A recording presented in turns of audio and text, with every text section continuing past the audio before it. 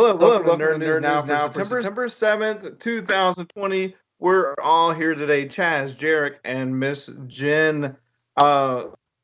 September just came from out of nowhere, and now we're approaching the end of the year. Movie theaters are finally open, and a movie came out. How about that? I was wondering how long this was going to take for a major film to finally be released in theaters. It was Tenet, and it only made 20 million. But all things considered, I think that's pretty okay. Especially since I myself don't see myself going to a theater through the end of the year. So no, I used to work at one of those, and let me tell you what, those are definitely not up to COVID standards. Let's be real. As much as I want to go to the movie theater, no, not worth it. Now, Jen, did you go and see a movie this week or two? I went and saw a movie weekend. Was it Tenet or something else? Tenet twice. Oh, did that help? Justin, your microphone's on. I think it really needed to happen, because the first time through, it's one of those movies that the first time through, at the end of the movie, that you kind of wrap your mind around it. But you have to go back and be like, okay, now I know what I'm supposed to be looking for. I want to go back and see if it answers all the questions that I have still. The second time around, answered all my questions except for one. There's a question out there that probably needs a friend or two to go watch it. Okay. It's like watching Lost again, but like actually getting answers. Yeah. Okay, cool. Making sure. Everyone hates the Lost ending so much, but it wasn't bad. I didn't mind it. Honestly, I thought it was. What did you say? They lied to us? Yeah, I mean, early on, the fans said, we think it's purgatory, and they said straight up, it's not purgatory. And then it's purgatory. Oh, spoilers! I haven't seen it. I guess I don't know, man. I think the 3-month rule is definitely in effect. It's after effect. Well over 3 months. That was one of the guys, one of the people who did not see that show. I think, but Jarek, the problem is during the pandemic, I think we had to reset the spoiler rule because there's so many people watching so many shows they never watched. So we actually had to reset the 6-month rule to March. So we can start talking about Lost spoilers next. Okay, so. Well, too late. So good. Well, here's the thing. To be honest, I don't think Chaz is going to knock it out in the next month either. So I'm not even going to start watching it. So you're good, man. You guys are good. By the way, Mark, you kind of started this off wrong. You didn't ask how anybody was doing, what they've been up to. You went straight for movie. Did that? But it put off kilter.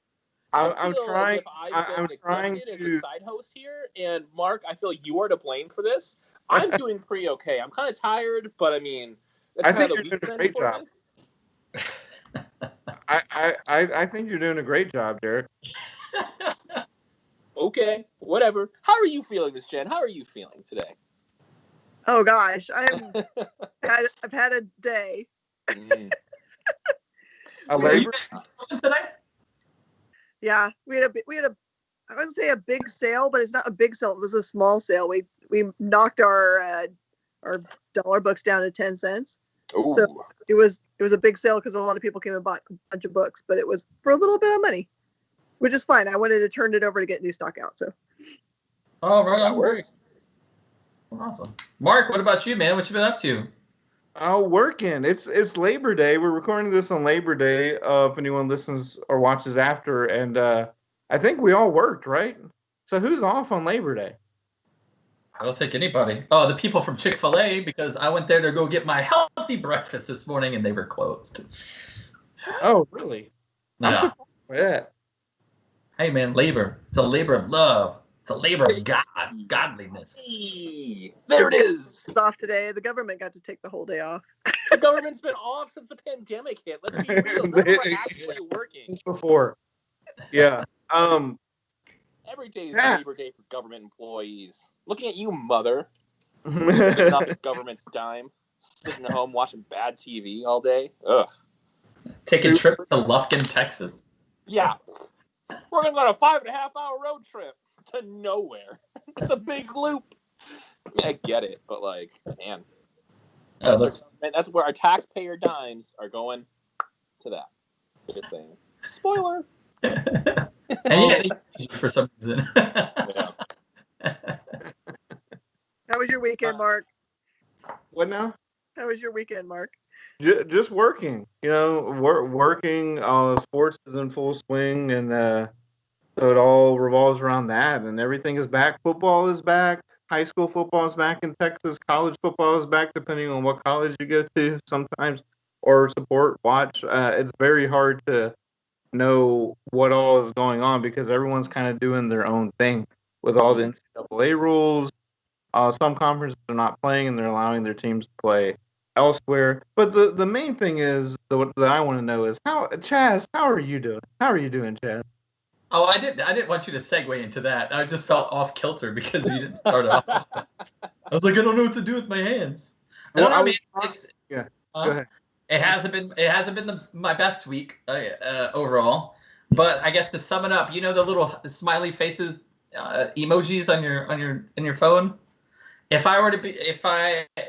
I'm in a roller coaster with every single one of those circle smiley faces, like all the different ones. It's a roller coaster ride for the past week. It's just been crazy, everything. But other than that, man, I'm just drawing with a Sharpie tonight, so it's gonna look like crap. So yay. What do you usually use? I usually use these pens, the Pilot G207s. Those are good pens. These are great pens. I love the ink with them, but I'm just gonna go simple tonight. We'll draw, yeah. So yeah, that's it. So back to the movies. Here's the thing. Now I'm scared that there's a lot of living, breathing emojis in my phone. I never really thought about it that way, but yeah, I would say, Mark, obviously you never watched the true, obviously based on a true story emoji movie, as Chaz just mentioned, in which it details the day-to-day life of the various emojis that do live and breathe and do a whole bunch of other stuff here in these little handy-dandy phones, iPads, computers, I guess, all the other fun stuff. So we might want to do some research next time, bud. Well, that seems like a terrifying Black Mirror episode where they're just all trying to get out. Believe me. Well, I mean, they're all on the roller coaster with me, and it's terrifying. Nonetheless, It's not fun for the most part. But I was Chaz. I got excited because this is like the first actual box office we've had in 4 months. Oh yeah, for sure. Yeah, and I was trying to gauge how your week went based on if you went to a movie or not, which makes no sense in my head now. But I didn't go to a movie. Jarek didn't go to a movie. I don't think you went to a movie. Miss Jen, you went to one movie twice. Now, here's what everyone wants to know. Is Tenet, in fact, connected to Dark Knight Rises? Only in that Pattinson acts like an amazing acting job. He's a great actor. I mean, people that have only ever seen him as a sparkly vampire, you should expand your horizons and watch his other stuff before you start thinking about whether you're gonna like him or not as a Batman. Yeah, that man can act. Yeah. If you haven't watched it yet, you got to watch Lighthouse. On top of that, if you're into weird kind of build 'em up horrors like that, The Lighthouse is definitely worth watching. He and what's his name? Wow. Green Goblin are both fantastic in that. Willem Dafoe. Willem Dafoe, not Willem Dafoe. I forgot about that. Willem Dafoe are fantastic, and I don't know, seeing Willem Dafoe's big old beard and sea talk is kind of weird. I'll tell you that much. Yeah, that movie, and the fact that it's shot in like a grainy black and white 3:4 aspect ratio, the lighting is just absolutely incredible. It's gorgeous. Yeah. Also, I had pointed out to someone, there's a scene in which he is essentially cursing Robert Pattinson's character with like the sea curse, right? And this is like a 2.5-3 minute ordeal of him doing this, and the entire time he is not blinking at once, and it just builds up this super intense, like, oh my god! And then you watch the rest of the movie and you realize he's not blinking through most of the scenes that he's in. which helps to further build up this tension that's happening. And it's awesome how something so small has such a big effect on a movie. Now, when you said to watch The Lighthouse on top of Tenet. I don't know on top of it. I'm just saying if you still need, to be convinced that he's a good actor outside of Twilight, watch The Lighthouse, because it's going to really showcase that he is a lot more than just tell me what I am, vampire. It's good. He is a lot more than that. I can't love you because I'm an ageless death machine. Yeah. I thought you broke some sort of code by I thought you were saying hold up your phone, watch The Lighthouse as you're watching Tenet, and it's going to give you this dual universe layer. I feel like someone should do that. If you watch Tenet while also watching The Lighthouse, the key thing for that, though, Mark, is you need to also throw on Dark Side of the Moon in reverse.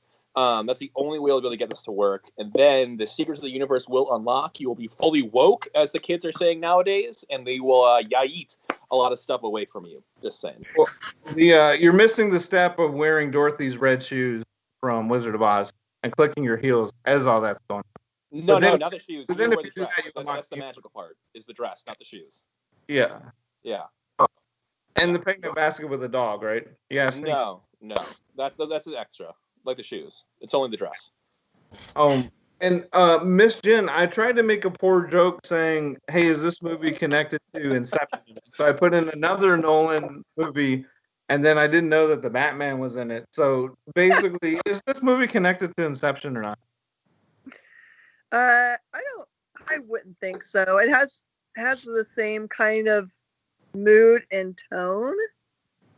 And I mean, the thing that I don't think you don't get from the trailer very well is the idea that the main point of the film, the idea concept of it, is that time doesn't flow just one way. And so it helps maybe if you paid attention in physics class to understand some of the information that's thrown at you in the movie. But for everything else, you just lean in and enjoy it. Just embrace the fact that everything that they're throwing at you, they probably have run through someone's science. They probably called up Neil deGrasse Tyson and said, "Is this the way that really works?" And he probably said, "Yeah, of course." It's just, it's a lot of it is super hard to understand. It's different than Inception, right? The idea of planting a concept in someone's brain by sleep is actually harder to believe than what this movie puts out there. Is that this really could actually be going on. Oh, that's interesting. I definitely want to watch it. It's on my watch list for sure. I don't. It's not that I don't want to go to the theaters right now. I just don't have time to go to the theaters right now. But your movie picks have been aces so far, Jen. So I'm all about watching it. That's for sure. Yeah. My hope is that at least, it surely has to be nominated for sound design, but it really should win for sound design, because it's just like for Arrival. It is a character in the film, the sound design of it, for sure. Okay. Oh, nice. So would you say you're going to miss something if you're not listening to it on theater grade equipment? I don't think so. As long as you have a decent system at home, you'll still get the same feel. Okay. No, you're supposed to turn the volume from The Lighthouse all the way up. Oh, see, that's what I'm doing wrong. I had it mixed between. It was a perfectly balanced machine, and now I just needed. Mark, now I got to rewatch it again for the 5th time. Yeah, we'll see. So Tenet made $20 million. There's not really any frame of reference for that. We do know that after years of preparation, New Mutants did not do well. Who thought that this was going to do well? I am so sorry, but who in their right mind thought this was going to do well? The trailer was horrible. Yeah, it was just bad. It wasn't even if you watch that trailer, it did not say Marvel to me whatsoever. No. I was not the characters. But the coolest thing about that trailer was the magic thing where she takes out the sword. It's oh, awesome! And then it's also met with that in that same exact shot leading up to that is that really badly CGI beast monster thing. It's what am I gonna? And then I don't know. It doesn't I don't think it's going to do well past this. I don't think it's ever going to do well. It's a movie that I think, honestly, after the first time, they're like, I don't know. They should have just canned it. Because after like 5 rotations of we're doing this finally, it's finally out of production hell, it's going to be good. I think people lost interest after like the second time. And now we're on like rendition 11, and it doesn't look interesting. Chaz is right. It doesn't look Marvel, and it looks bad. Like it just looking at it, it looks bad. And it's funny because like all through like social media, you'll have Maisie out there going, "Hey, she was beforehand. She's probably not now. She was like, make sure you watch New Mutants." I'm like, who is this old lady? Like, doesn't look anything like her character. She's even got a different hair color. Obviously, you know who she is. I mean, if you haven't been living under a rock, but I just thought it was funny. She's like, "Watch our brand new movie." I'm like, dude, like it's not new. No. I mean, one thing they filmed it 4 years ago now, so at least before the reshoots. Right. Yeah. Exactly. And then, so rounding out the box office was the Russell Crowe movie Unhinged, with 1 point. Oh, yeah, I forgot about that one. That was off my radar. There's going to be a lot of stuff that's kind of was supposed to be released, 5 months ago, and it's going to be interesting. I do have to say that there was a trailer that showed up at pre-movie that I did not know was coming at all. It's a movie called Greenland. Have you guys have heard of Greenland yet? Yeah, it's a place full of ice. No, this is a movie that's a mix between 2012 and Deep Impact. So the near miss comet, which turns out to be a lot of fragments that end up hitting the Earth. It's a total awesome disaster movie. Like, I didn't even hear about it before this trailer hit. And I was like, yeah. It's Gerard Butler. And I'm gonna forget her name. Deadpool's girlfriend. Or Mouse. Monica Barakin or something like that? Yes. Yeah, her. Mm-hmm. Nice. I'm all about some disaster movies, especially since we have, that asteroid, not going to hit us here in November. So, way to freak it out early. Exactly. Spoilers. Now, you said this Greenland movie, that's about a comet that fragments and hits Earth in a bunch of places. So is there going to be counter programming where a meteor fragments and hits Earth in a bunch of places, much like the Armageddon to the Deep Impact? Of course. Called Iceland, right? Iceland. That's what the idea that there's some underground facility there that everyone's trying to get to. Okay. No, there's going to be a lot of movies like that because we've missed not only 4 months of movies now, but 4 months of trailers. Yeah. And run up and any kind of advertising. And we'll see at the end of this, like, how many movies just go straight to just home on demand, because I have no qualms about having spent $24 for Bill and Ted. I've already watched the fight.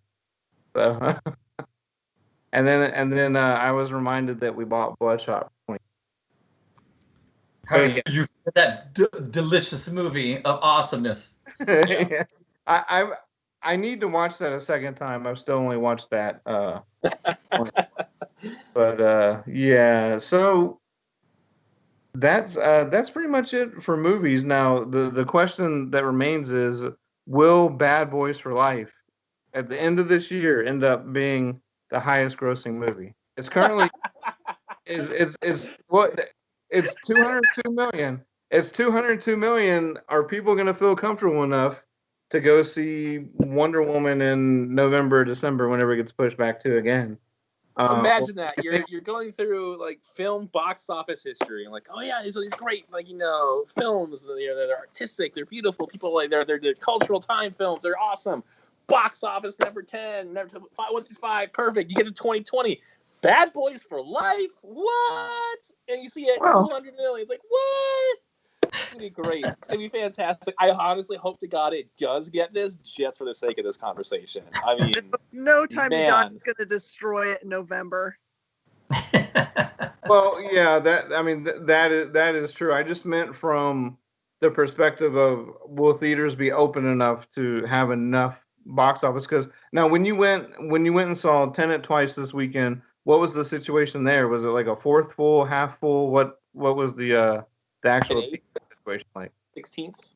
I went to the Market Street Park both times, and I would say there were maybe 10 people total in each of those showings. Well, some of those theaters only hold 10 people, so I guess 100% capacity. If you're not familiar with Market Street here in the Woodlands, Texas, it's small. I mean, it's like it was designed to be like an indie theater, but at some point you realize that's kind of just a false term because they have to get the big budget movies in order to make money to stay in business. And I really do worry about theaters like that because they only have like 5 screens. Yeah. And so they've probably been, hit the hardest of the small independent theaters. So hopefully they survive all this. But yeah, they typically have one indie movie if you're lucky. Yeah. It's a place to catch like Oscar nominees though. They typically do a good job of rotating those in there. Now moving to the small screen, who saw The Boys season 2? Oh yeah. Jarek, no. Chaz, no. Yes or no? No. I failed. Again, man, I just have too much stuff going on right now. I thought, man, I had customers come in telling me that it was actually going to be released on the 8th on a Tuesday. So and I don't have Amazon Prime, so I only get it. For instance, last time I got it was for The Boys. Yeah. So since I don't have it, I'm not seeing the advertisement, and I really on social media haven't seen anything about it whatsoever. So, yeah, I had. What's that? They actually dropped it even earlier. It was supposed to release on Friday, and we watched the first 3 episodes on Wednesday for Prime members. It had dropped early for some reason. I don't know why. Early access, VIP. VI Prime, son. Primer. Well, it was it was kind of a different release because they released episodes 1 through 3, and then it's going to be one at a time from this coming Friday on. So Miss Jim, what did you think? Oh, it's just when I thought that they couldn't get any more like graphic in their destruction or find any more deplorable human beings to be superheroes, they surprise me. It's so good. You're just like, I want to look away. I should not like this because it's what does it say about human nature? I mean, like you can't look away. When like the trailer they dropped most recently includes them driving a boat into a beached whale, you know the season's going to be great. I watched that here in the store. I'm like, oh! I had to like quickly make sure no one was behind me watching this as well. Because it was, you're right, it is very graphic, but it is such an awesome scene, and I am super excited to watch this. And one of those, and you know that they were going to have to add more deplorable characters after what happened last season. But one of the big additions is Stormfront. Mm-hmm.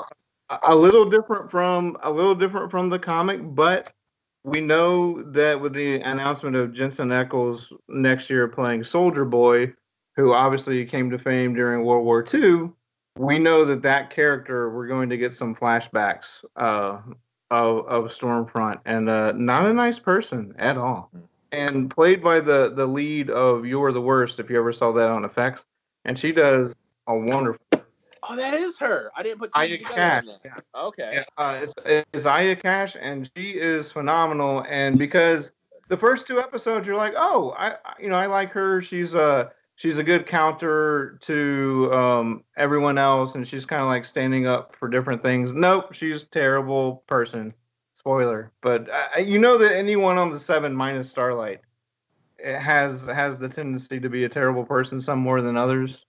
They're actually doing a really great job with character development in that first 3 episode arc, because they are having somewhat of a redemption for a couple of the 7, and then some other members just get worse than what they were in season 1, which I didn't think was possible. But yeah.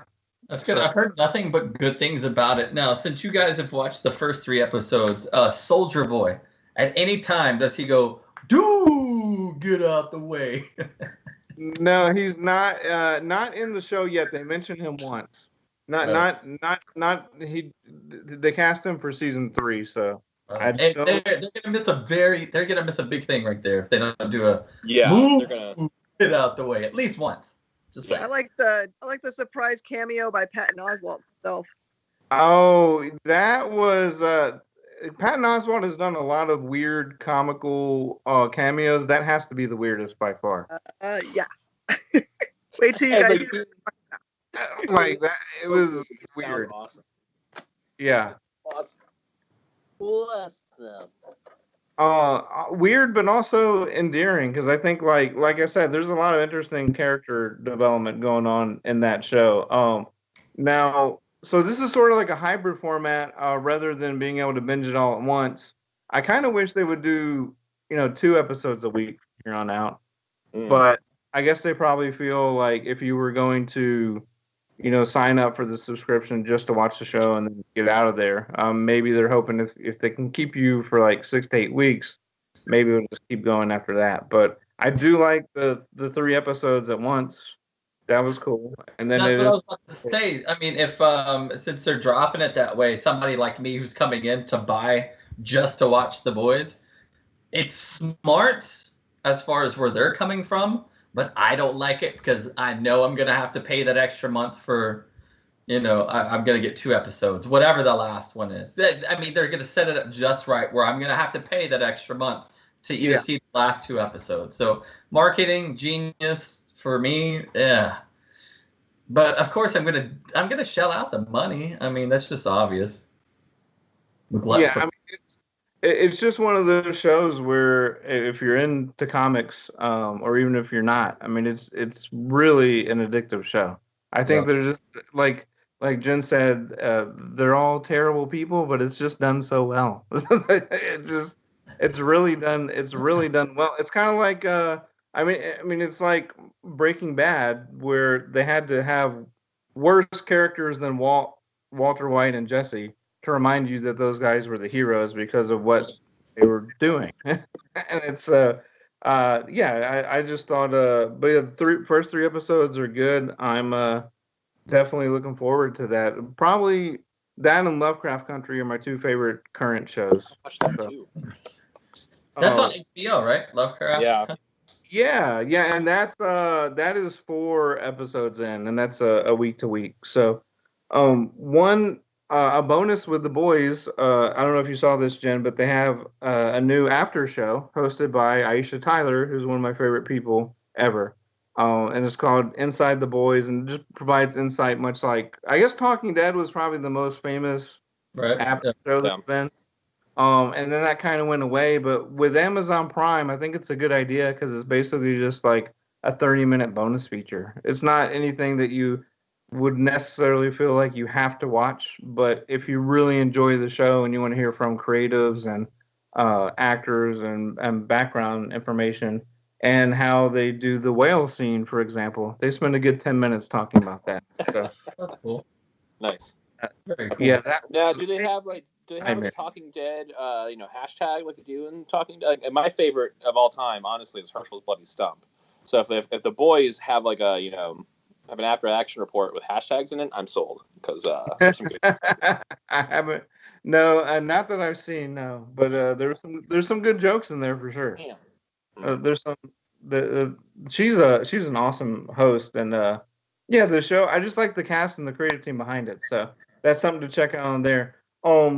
So sticking with streaming services, we're gonna play a game here because this is to celebrate the fact that Nielsen ratings, which have been around for decades to measure what people watch on TV, and then they sell those to companies to get the demographics they want, and that's how you kind of determine how much to charge for commercials and stuff, right? So we know that the Nielsen ratings have been around for decades. For the first time ever, they have released the data for streaming services. So they released they released this information 3 days ago. Now, the data we're about to talk about is from August 3rd to August 9th. All 10 shows on this on the top 10 list were from Netflix.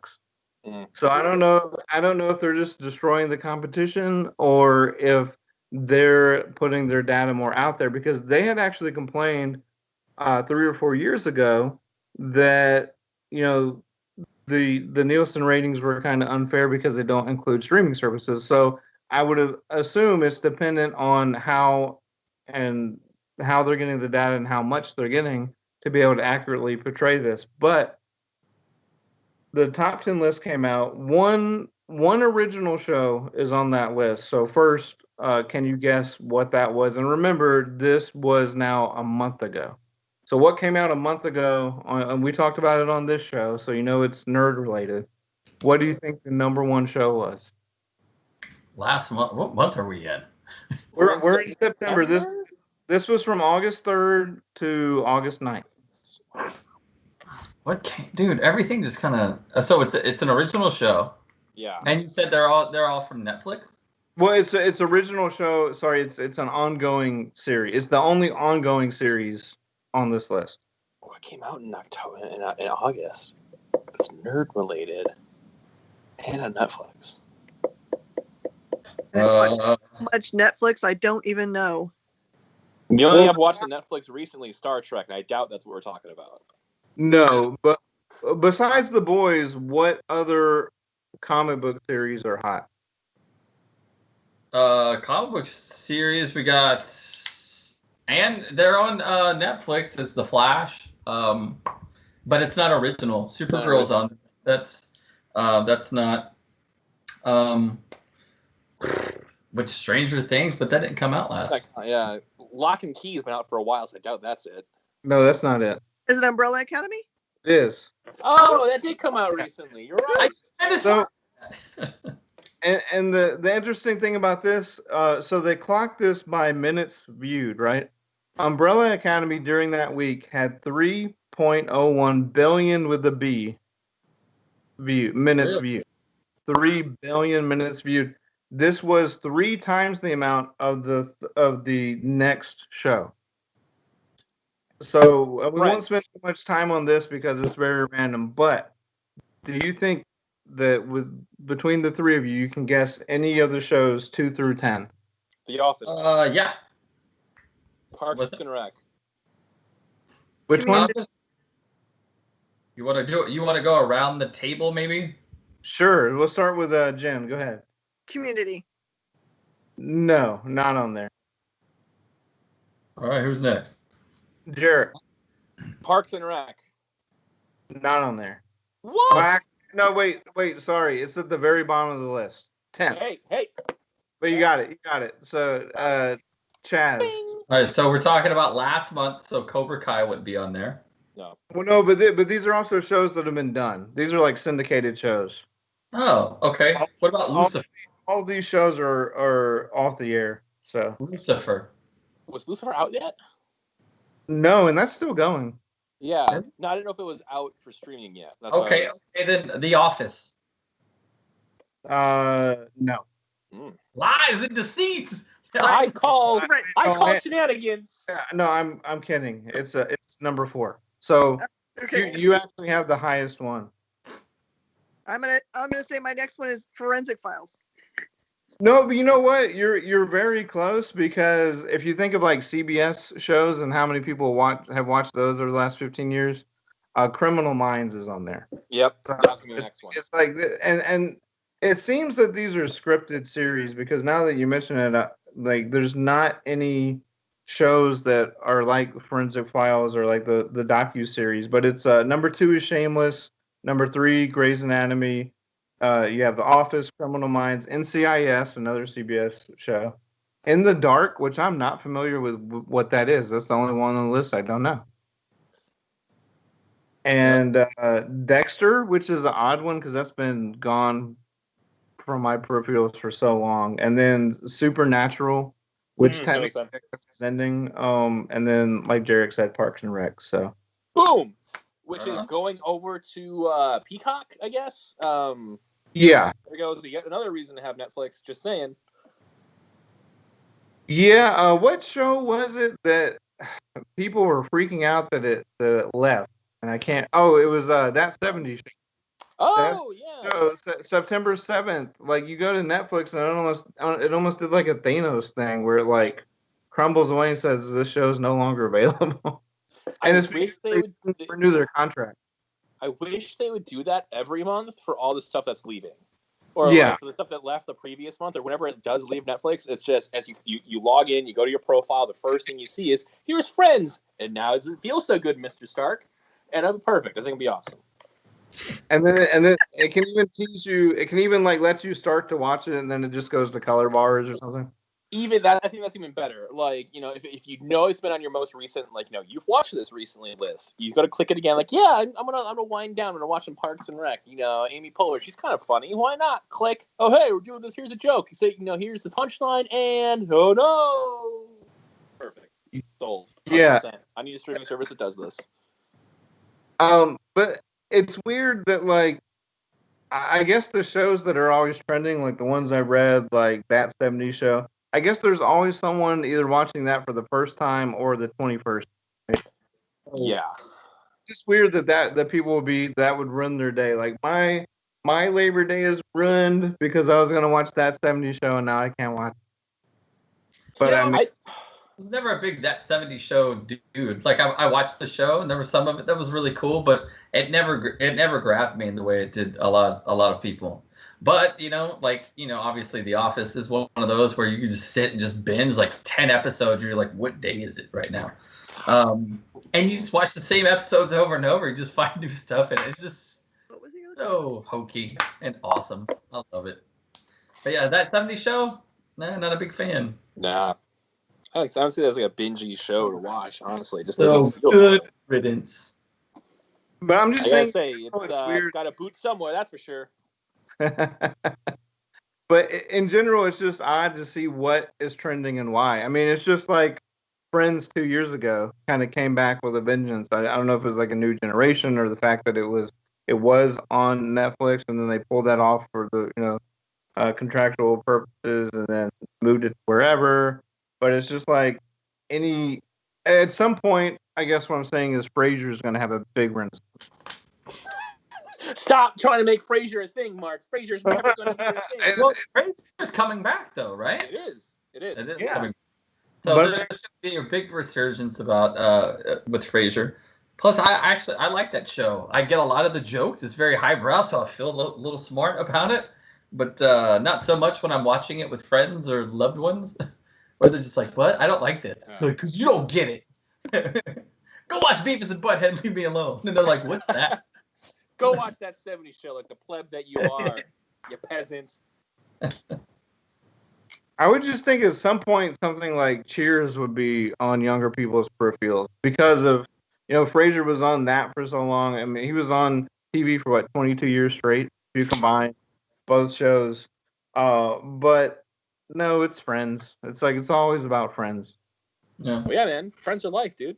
Not for nothing, I remember as a kid, Cheers being like super popular and whatnot. Not obviously being a kid, I didn't watch it, but it's like on Netflix or Hulu or one of the things, and I started watching it, and it was one of those that I would put on while I'm doing something because they had like a few good one-liners in it, but it's very dated. But so I think I don't think it's gonna hook a lot of the millennials. But of course, Norm is just brilliant. Cliff is great. And I don't know if this is true, but I was told Cliff Notes are from Cliff. They named Cliff Notes after Cliff from the show Cheers. That I do not know. I have no idea. I've heard that story. Google that right now, actually. Yeah. Cliff, because he was very you know how Cliff was. Yeah. Millennials can watch it. So, like, I've been watching that Star Trek recently because that's like the mindset I'm in. And I just finished up DS9, and one of the characters in there in Quark's bar is Morn, who is, the creators have very specifically said, yeah, no, he's a Norm, callback. It's all this is. It's all this really is. And every time he's there, it's like, Morn, blah, blah, blah. And it's great. I love it. Cheers. Cheers in space. That's Cheers in space, on Deep Space. Let's talk about comics because I honestly can't remember. Have we talked about Maestro #1 and the Three Jokers? Because I know we were going to get to both of those last week. Did we actually need to talk about Three Jokers no matter what? That has to happen. Okay. Oh yeah. Well, you weren't because you weren't on the show last week, right? So what were your thoughts of Three Jokers? Awesome. I've really enjoyed. I don't read a lot of superheroes and like DC Marvel stuff, but I know kind of the background of what's happening because I kind of have to because where I am. So even having just the basic background I had, it was epic. I've been telling people, even if you don't normally read Batman, if you have like really no idea what's happening, but you have the basics, this is gonna be a book that's gonna like just blow your mind, man. And it was fun. It was good. I was talking to Chaz about it earlier, but like when's the last time you missed? Is just one of those great moments where it's like, oh, what's happening here? What's gonna happen in the next issue? Let me September 27th already because I want it. It was good. Now, and this is a mini series, right? Is it 3 issues or just 3? Wow, just 3. Yeah. And this was the Black Label line, but it was formatted like a regular size comic. Which it's beautiful. Ugh. I just that magazine format is cool, but then it's the stories. Yeah. Just long boxes and what. Jen, what did you think about the Three Jokers?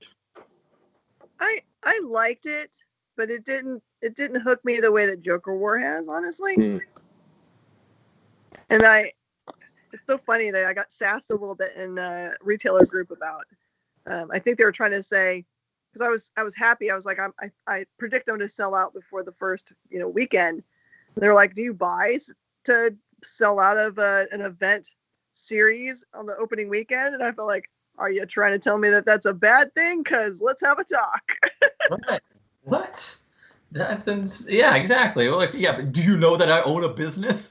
Like, well, that's ridiculous. We're supposed to do, right? Sell all the things we bought. Right. Well, did they possibly mean that with like? I mean, have you sold out every issue of Empire, like Marvel's Empire? No, but I also that's a longer run, right? Right. Try to order to have at least like one of the #1 on the rack by the time you get up to the last one.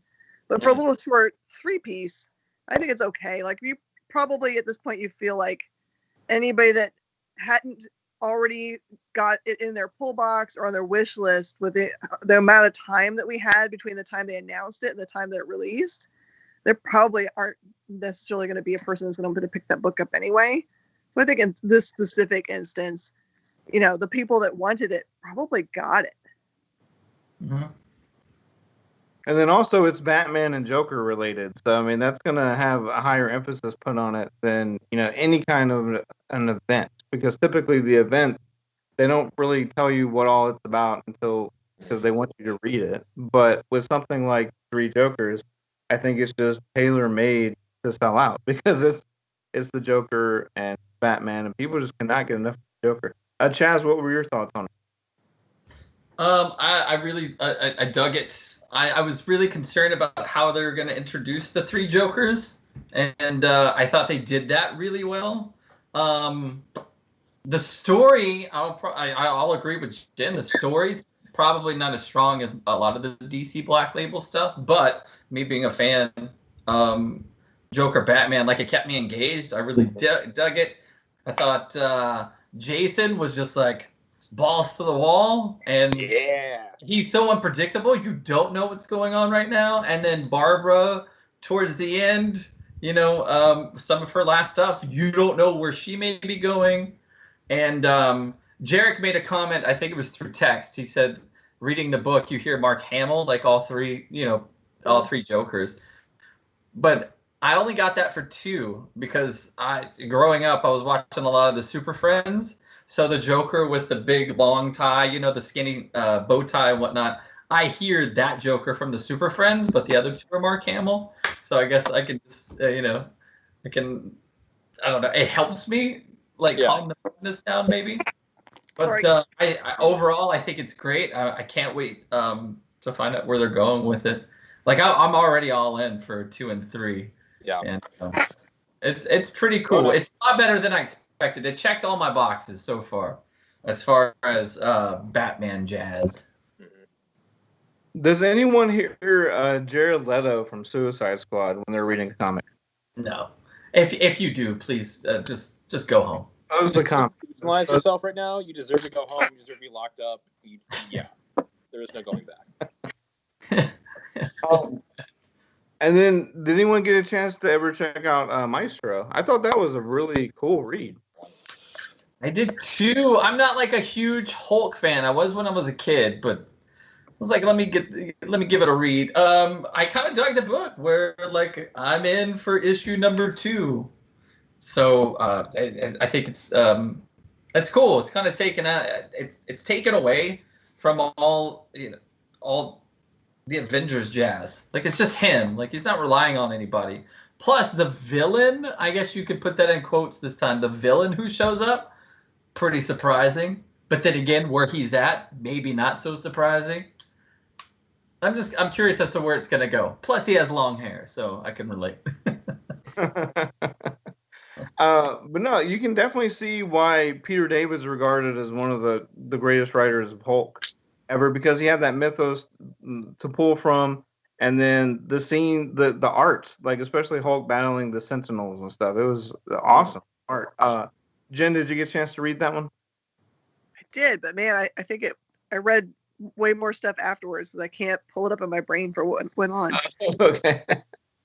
Well, you know how it started out was pretty cool how it started out at first, because you're like happy for him, and he's got this family, and then all of a sudden the Avengers show up, and then you're like, wait, what's going on? So I found myself confused along with the Hulk until you find out what's going on, when he's, I don't know, I don't want to spoil it for anybody, but yeah, you find yourself, and then once you find out what's really going on, it kind of opens up the story, and you're like, oh, okay, now I see what's going on. Because I thought at first that was going to be this long, drawn-out pre-story as to how I became Maestro and all this jazz. So, but afterwards, I was like, dude, yeah, I'm in, man. That's cool. It was very cool, and that's a 5-part series about a character who I don't really know anything about. So it's definitely the way they set it up. It's very much Hulk centric, even though it's called Maestro. But I think these next 4 issues after that will it'll be the meat of the series. So, Jarek, did you get a chance to read that one? I have not. That one managed to miss my my radar. Just in terms of reading it, I mean, I don't read too many comics actually, so I don't know. Yeah. I will give them a thumbs up though. I kind of got giddy like after the story opens up, like the Hulk looks like Weapon X, and I was like, ooh. So maybe is this what we're doing? Like we already had Hulkareens like earlier, but is this what we're doing? We doing some Weapon X jazz? Spoilers, no, but I thought it was really cool. So we've mentioned those 2 books the last couple of weeks or so. Anything else that you guys haven't mentioned that maybe you read from a month ago, 3 weeks ago, recently that you encourage people to go back a couple weeks and check out? No, I know I read for Free Comic Book Summer the Dark One. It's their preview to the new Brandon Sanderson graphic novel coming out, and I read it in store one night. I'm like, cool, in the system. I'm like, yep, put me down for one right away as soon as the graphic novel comes out, because I'm buying it. So I mean, that was something that I thought was really nice. If you can find it anywhere else for Free Comic Book Summer, definitely pick it up and check it out. It's worth it. Jen, what about you? Last week, my big pick was They Only Find Them When They're Dead. Oh. Mm-hmm. And is there a spoiler-free way to explain what that one's about? Since that title's kind of out there. If you watched Guardians of the Galaxy and saw the Nowhere, which is the dead Celestial's head, and thought to yourself, I would like to know more about Celestials and what they're about. This will hit the radar for you for where if you wanted to, without spoiling anything. That's as close as I can get to you. Okay. It's a sci-fi, and I can't tell you anything else. It's really, really good though. I think it's going to be. I think they're already announced a 3rd printing. The 2nd printing already went through about FOC, I think, and sold out. So Damn. Yeah. And Chaz, what about you? No, I really haven't caught up on anything besides those other two. Transformers meets My Little Pony. I ponied up on that one, and you know what? And number 2 coming out. Yes. I ponied up on that book, and I finally got to read it. And you know what? It's not as bad as I thought it was going to be, because it's a kid's book for the most part. But how they put them together was pretty fascinating. It was cool. So if you get a chance, we're sold out of it. We sold out in 15 minutes.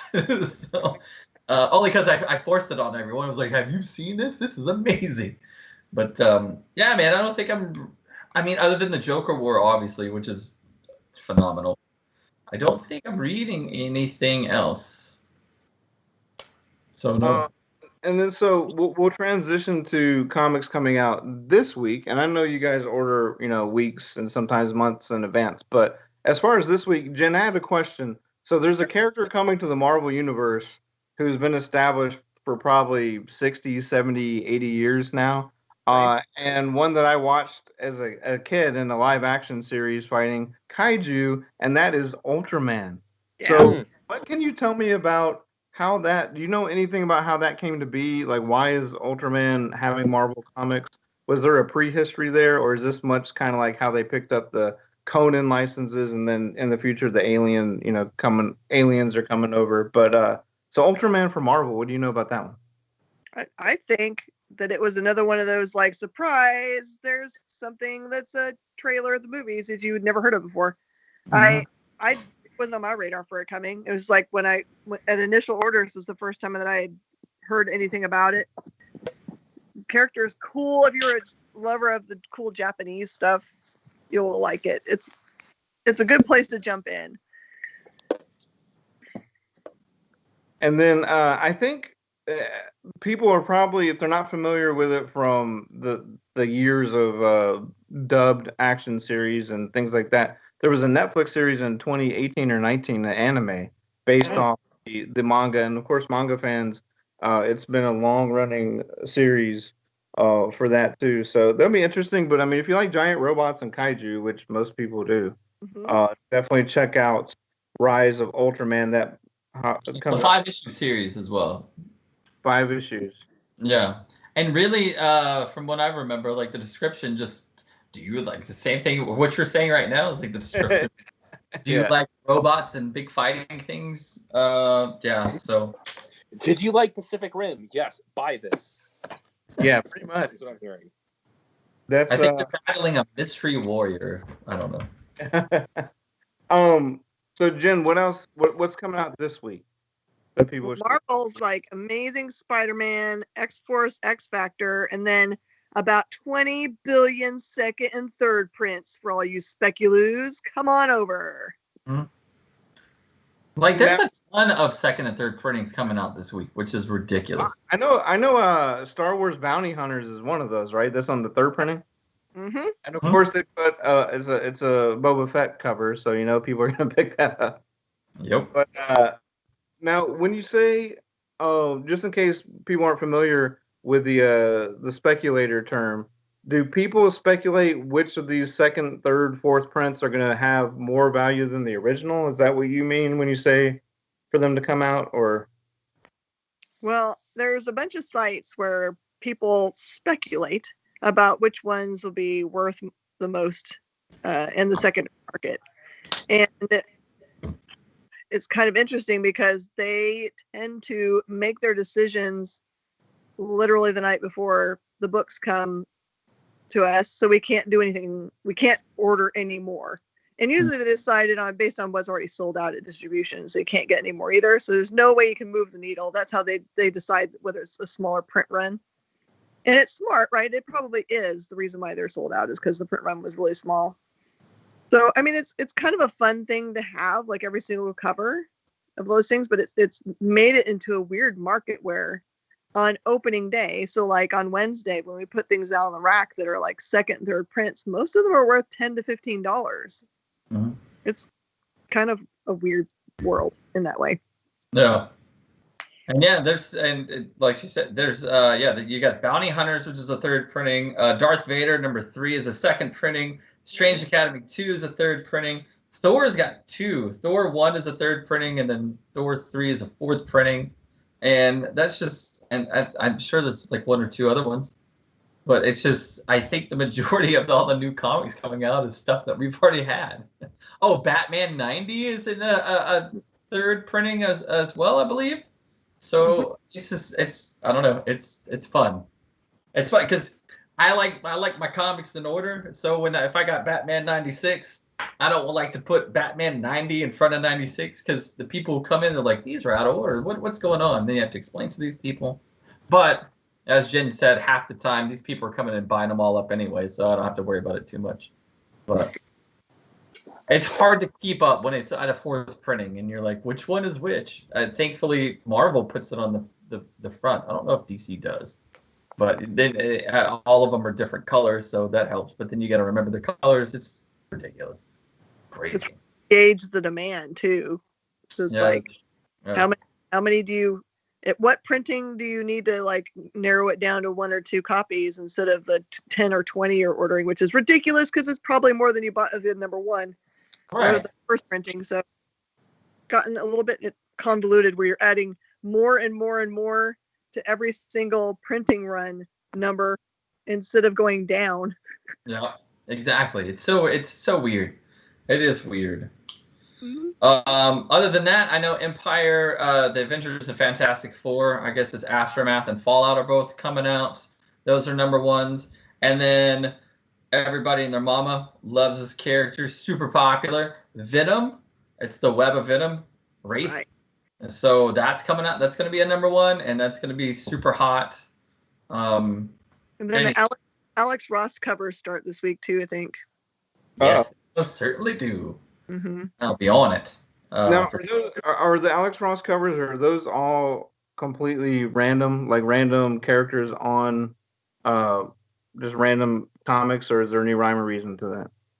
Except for like, I think that the Fantastic Four ones that are coming out in a few weeks, there's 4 of them, and they are the 4 Fantastic Four characters done. Oh, okay.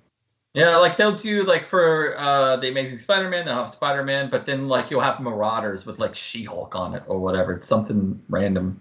But yeah, I guess there's some method to the madness, but not too much. I don't think there is. They've been doing that for years, where it's just like, why is this character on the cover? Or remember when they did the and it actually like spawned really high prices for certain covers, but like remember when they did that with Gwen Stacy, and that's how they came up with Gwenpool, you know. Mm-hmm. And so like it's like random, and then you would have like Dr. Gwen, just like Dr. Gwen Stacy as Doctor Strange is like that's way too much of a stretch. Yeah. So that and they've done that with Mary Jane. They've done that with like the Venomized like covers in the past. I'm interested in Stargazer by Mad Cave. That's dropping. Oh yeah, it sure does. Mm-hmm. That's an abduction book, or is it? All right, you take note, people, because when Jen speaks in code like that, you better take notice. All right, I've taken notice. So going back to the whole like which cover is going to be worth X amount or what, but as a collector, sometimes you just want a cover because it's the coolest cover available of that comic. I think that's probably going to happen with Nightwing 74 this week, right? Because the 74B is Punchline, and there's already limits on that, everywhere online. People cannot get enough of that character, especially on the cover, even though now she's been on several covers. But like with the first week she was on, a cover by herself, it was like people just stopped in their tracks. So that Nightwing 74 is obviously a Joker War tie-in, but that specifically is the Punchline variant. So yeah. Well, I think at first, obviously, Joker, anything with Joker sells, and then you've got Punchline. Now you've got somebody going against like one of the biggest female characters in comic book history, right? Harley Quinn. Now you've got somebody going right up against her, and I think nobody knew what to expect, but I think a lot of people, maybe myself a little bit, was expecting yet another Harley Quinn, just some kind of jokey whatever, and maybe she was a one-off. Maybe Harley wins early on, and boom, she's no more. But Punchline is a powerhouse. She's a force to be reckoned with, and she takes no crap from nobody, and she could definitely be a mainstay. And not even that, she could totally. I mean, she could wreck shop. I mean, she has wrecked shop already. But I think that's gained her even more popularity because she's not jokey. She's straightforward. Like, she's ruthless, man. So she's just somebody who's so far has got a good storyline of what she's doing. And I'm one of those cats, man. If you put her on a cover, I'm buying it all day long. As far as other books this week of note, at least to me, Something is Killing the Children, number 10. Wonder Woman 762, there's a new villain, Liar Liar, first appearance. Bill and Ted Are Doomed, number 1 from Dark Horse. And then this one caught me off guard because I've been reading this comic for 9 or 10 years, and it comes out kind of just whenever. Stuff of Legend, volume 5, number 4. Jen, how often has that one been coming out? Once a year or something. like one issue, right? Not even volume. Like I think it was like the free comic book day of this current volume, which is a call to arms, came out in 2016 or 2015. So it has been taking like a year just for an issue. It's typically a 5 issue volume, and then they put it in a nice trade most of the time. So ever since that got kind of picked up by Disney, 3, 4, 5 years ago, it's been taking longer. So I don't know if it's just production or if they got other stuff going on. But if you've never read Stuff of Legend, that's a good book. So Mark, could you describe it as the Stuff of Legends? It really is. Okay. I mean, it's like just teddy bears and their legends. So if you're in the teddy bears gang, yeah. No, it's an awesome story.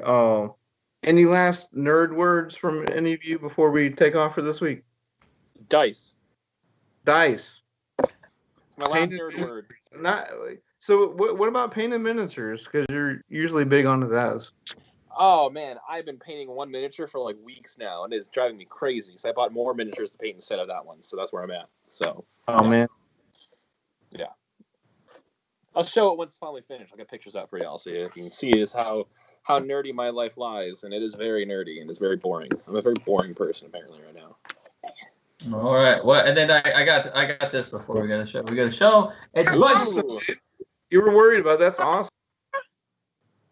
It's in Sharpie, so it looks all crazy, and he's black. He's a black bunny. He's black bunny. It looks awesome on Skype right here. Oh, now did someone ask you to draw that? Because I know you drew Daffy Duck, and it was amazing. Yeah. So yeah, you got picked up for the official Daffy Duck page or whatever, which was cool. But no, I told someone a couple weeks back. I was like, I'll draw Looney Tunes for you. I told him like every single day, and I was like, yeah, that's not gonna happen. So anyway, yeah. So Looney Tunes. I'm trying to get away from my Marvel bubble. Like I drew. And I put it on whatchamacallit. Hold on, let me take this off because my background doesn't like to work. I did a color, but this is Louise Belcher. That's awesome. Yeah, it's really nice. Bob Burgers. Yeah, but anyway, I'm trying to get out of my superhero bubble and whatnot. So yeah, man, I just like to doodle, and people seem to like them online. So I'm just going to continue to do it until it's just not fun anymore. But last week, I didn't draw anything, and I got a couple of messages. They were like, where's your drawing, punk? I'm like, sorry, man. Yeah. And then that brought on a whole other roller coaster of emojis. You're telling me. I'm telling you what, this week has been crazy. It's been nuts. A whole roller coaster full of emojis, all the feelings. And again, not my best week, but still, we're here, man. You gotta love life, right? We're here. I hope that gets better for you, and we'll be back next week on Nerd News Now. Talk about all this stuff that helps us escape. So thank you, Jen, Cass, for being with me on here. Thank you for watching and listening to Nerd News Now, part of the Kingdom of Geekdom on Woodlands Online, sponsored by Space Cadets Collection and The Adventure Begins. Check out other shows on Woodlands Online like Taste Buds, Music Cafe, Adventure Begins show with Chaz and Jarek, Woodlands House and Home, The Best You, Weekly Fallout Talk, and Between the Trees Business Talk. You can watch these on Woodlands Online and on our partner station, KBQT HD21, over there on your television. All these shows and more on Roku right now. Search and add Woodlands Online TV to your streaming lineup. And of course, you can now listen to us in podcast form wherever you get your podcast from, including Stitcher, Google Podcasts, Spotify, and iTunes. I will see you next time on Nerd News Now. See you, Jerry.